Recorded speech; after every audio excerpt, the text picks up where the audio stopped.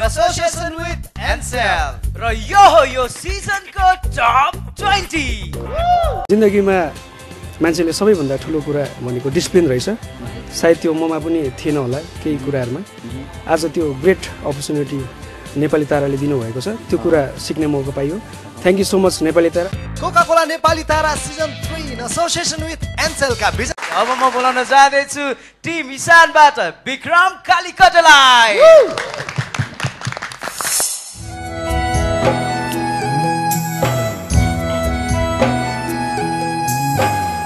पुरानो डुङ्गा पानीको छाला पार गरौँ कसरी उनी छिन पारी तारेर लौन भेटौँ म कसरी हो भेटौँ म कसरी पुरानो डुङ्गा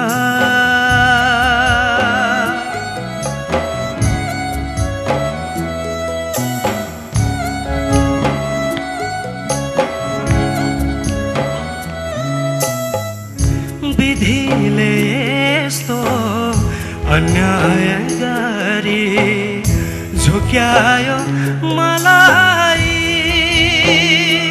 हो विधिले यस्तो अन्याय गरी झुक्यायो मलाई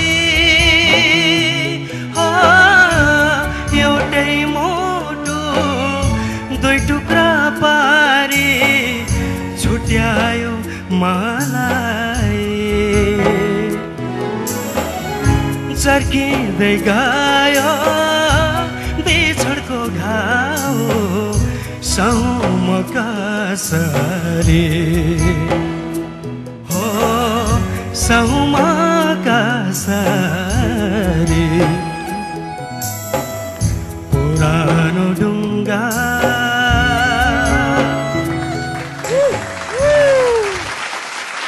मलाई कस्तो लाग्छ भने यो गीत उहाँको भोइसलाई सुट चाहिँ एकदम गरेको छ।